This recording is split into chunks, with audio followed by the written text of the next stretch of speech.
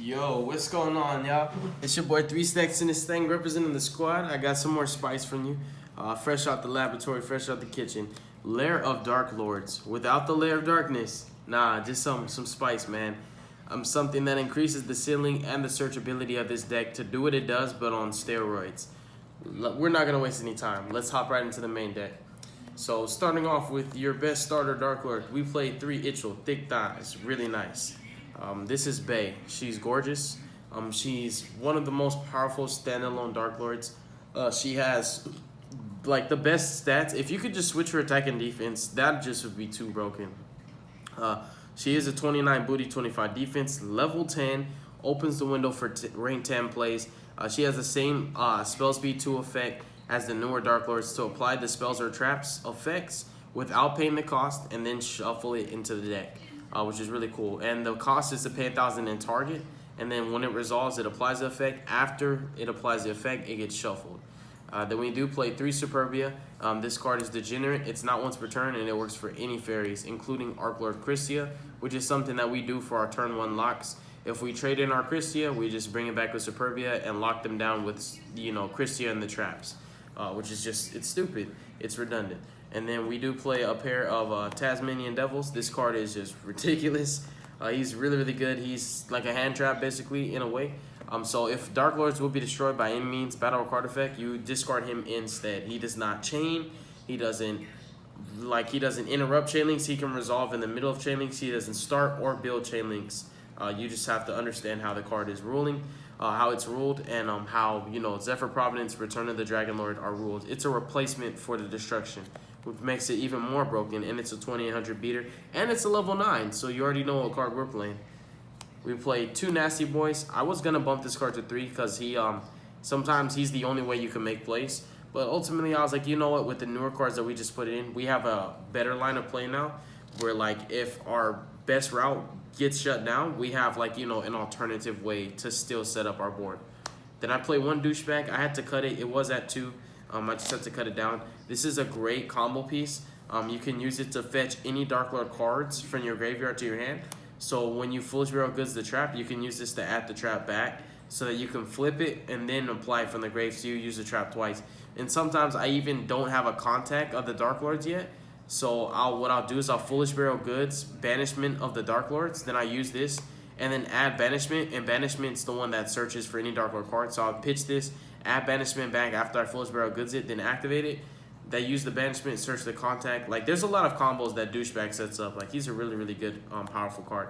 That's why I was playing 2 of them. I do also play 2 Darklord Zeratos. He basically is a Raigeki. He's very one-sided. You pitch a Dark, and you destroy all monsters your opponent controls. At the end of the turn, if you activated this effect, this card gets sent to the graveyard. It never does because you always do something else with it, like XYZs or Links. It's just stupid, and it's 2800 beater, and it's a trade-in target.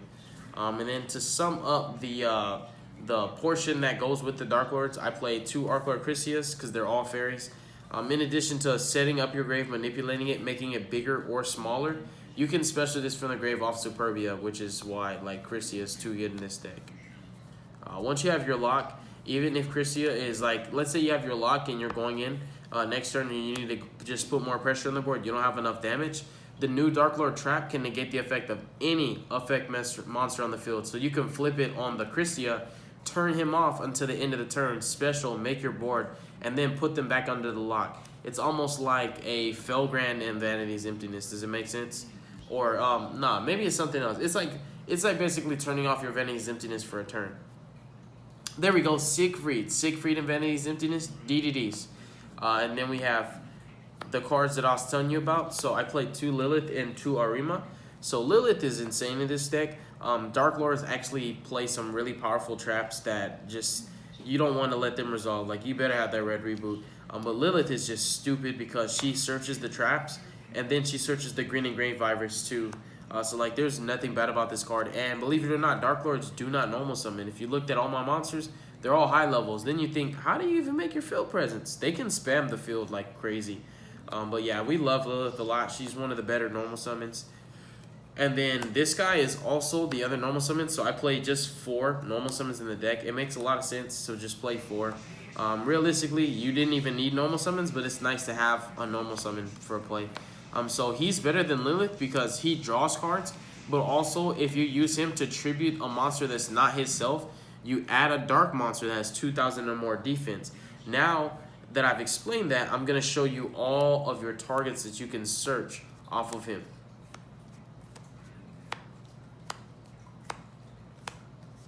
You add any of these. He searches literally any Dark Lord.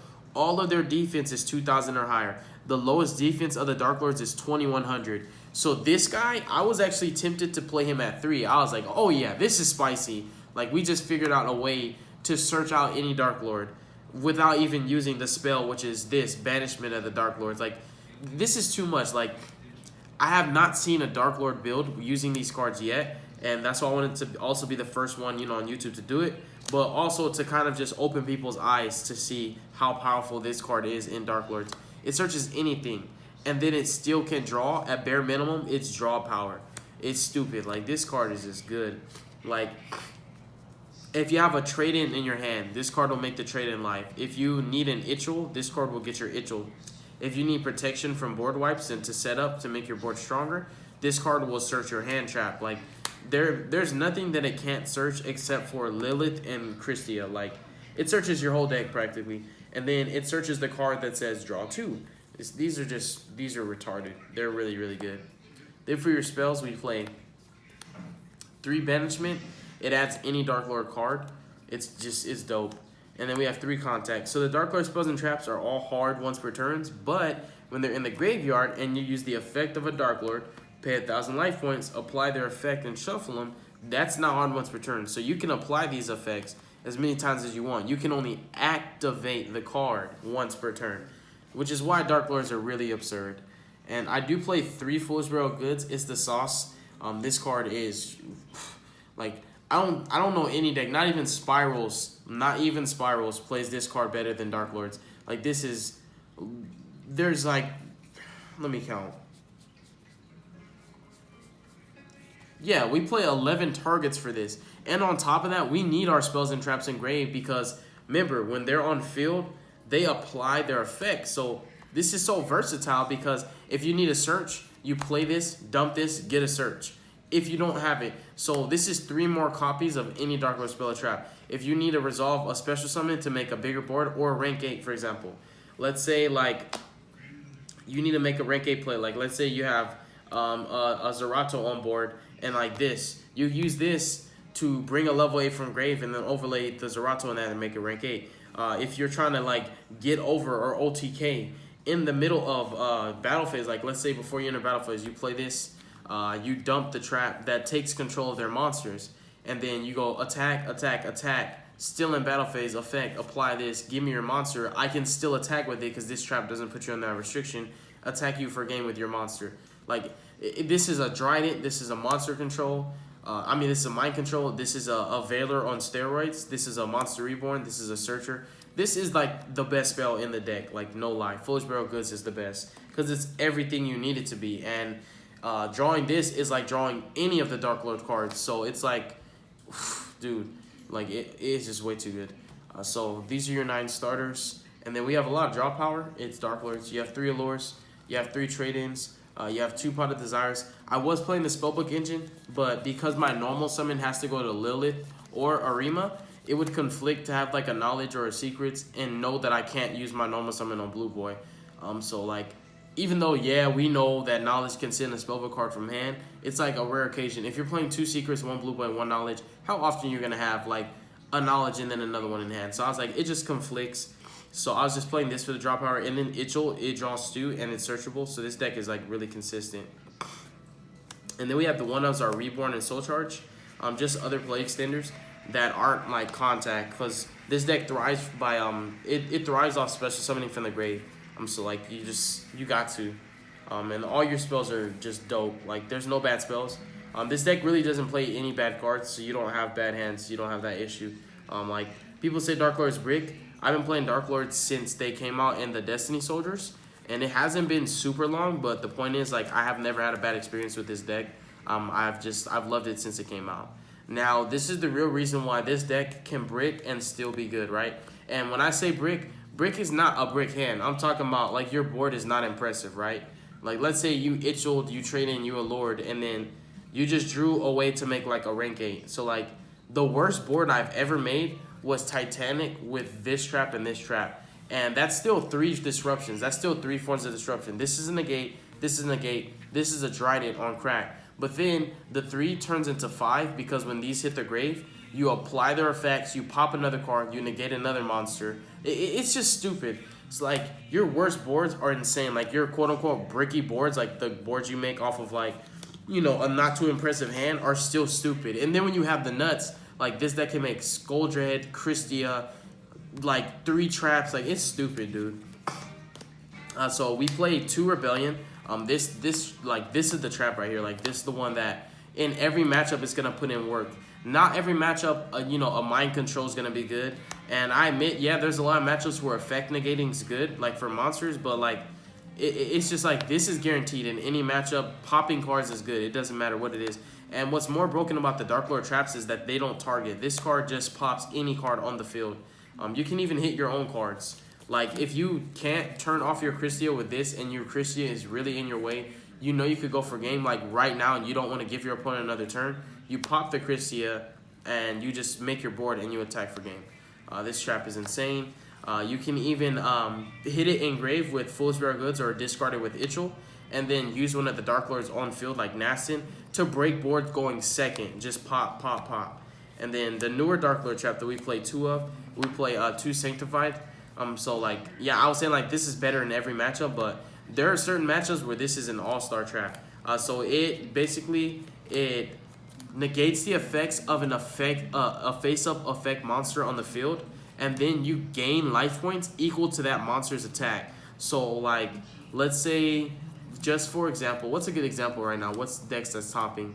Let's say you negate the effect of Griffin, right? Nightmare Griffin, and now that he's negated, you gain 2,500 life points. You get what I'm saying? Like that's just a good example because we know nightmares are like, you know, all over the place.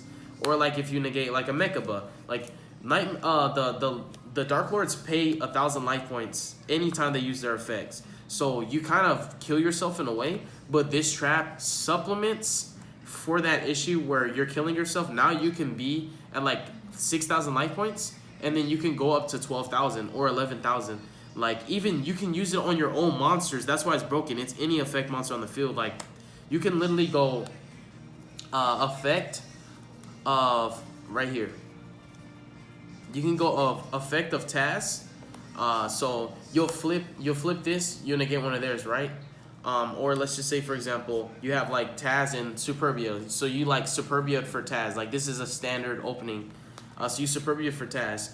You can flip this if you're trying to gain life points and you're playing in time. Like let's say we're in a regionals. I'm like turn 3 and then we have 5 turns. Or let's say I'm turn 1. I flip this. I negate Superbia's effect on field. He has a graveyard effect, so it doesn't matter. And then, you know, gain 2,900 life points. This goes to grave. I pay 1,000 out of the 29 I just gained. Apply this effect and then gain 2,900 more. So I just gained 4,800 life points technically. That's absurd. And then on top of that, I can always search this and always have it. Like this makes Dark Lords very annoying because now they're so much harder to kill. They're more resilient than they've ever been. And then I play one more Dark Lord trap, which is enchantment. It is basically the mind control. It doesn't target. This doesn't target. This doesn't target. None of the Dark Lord traps target. All they do is just hit cards. Like this, it negates the effect.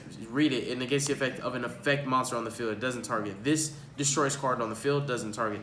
This takes control of your opponent's monster and it doesn't target. It's to the end phase, but they'll never get it back because you can use it to tribute summon, or you can link summon with it, or you can XYZ summon with it. They're never gonna get it back. Put it that way.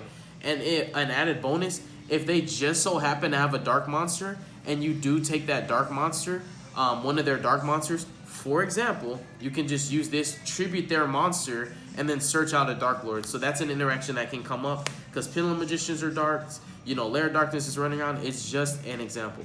And then we have Grinning Grey Virus because it's stupid and Lilith can search it. And your whole deck is dark, so you don't need Lair of Darkness to resolve this. Like, you can just resolve it by yourself. It's busted.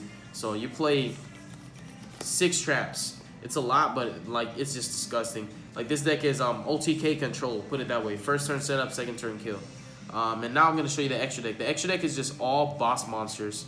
So we have the Doros, the burn one, and then the one that can make any monster unaffected by any card effects. This is the new this is a new masterpiece, bro. Like it's stupid.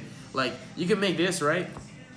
Make any of your cards unaffected by card effects, and then you have a pop like masterpiece during any first turn pop, and then it goes to the grave. Then you shuffle it to the deck, so you pop 2 cards with 1 trap, and like you negate 2 monster effects with 1 card, and then you take control of 2 of your opponent's monsters instead of 1. Like it's just stupid. Like you have Dora and you have the traps. Like it's like playing Dracos in a way. Like you get what I'm saying? You have a monster that can't be touched, and then you have interactions.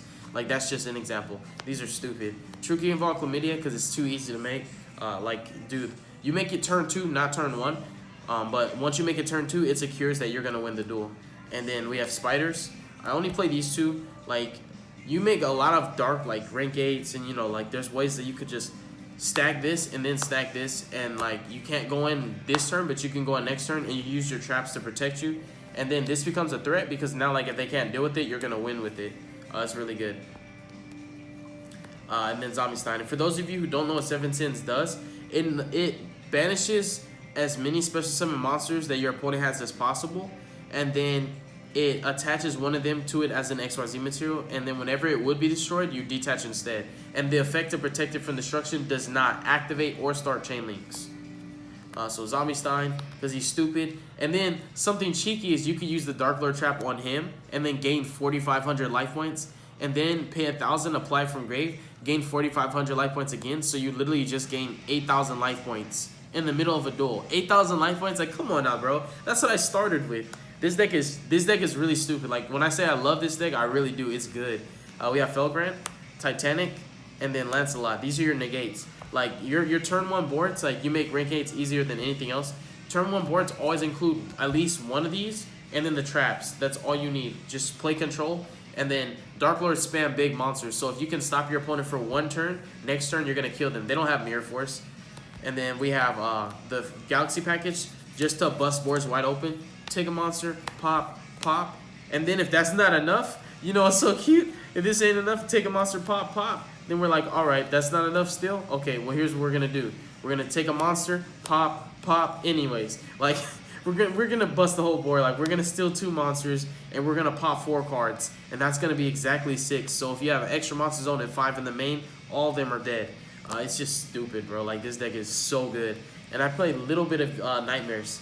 Reason being, because like you want to make this, first, and you want to hit something, get it out the way, and then you want to put it like this, and then that's how you do your little baby Nightmare board. And the reason why is because we're greedy. We want to draw 3 for turn after we've broken a board. So like, even when you do this, like when you do the Galaxy play,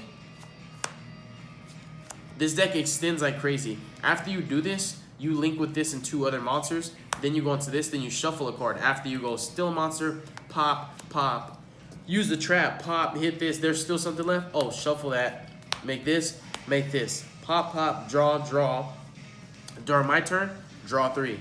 It's stupid, bro. Like this, man, Darklords should be meta right now. Like they really should. In fact, you know what I'm gonna do? I'm gonna either take Darklords or Gemini FTK to my next regional just to be a douchebag. But yeah, that concludes the deck profile, you guys. I really do love this deck a lot. I hope you guys enjoyed it. God bless you. Make good choices. Don't hurt your brain cells. Definitely stay tuned for future content. I got a lot of decks coming for you. I guarantee you it's all going to be spicy. That much is certain. All right, y'all. Moving on to the next video. Stay in your seats. Whenever you wake up, that's it. I'm going to be asleep. Peace.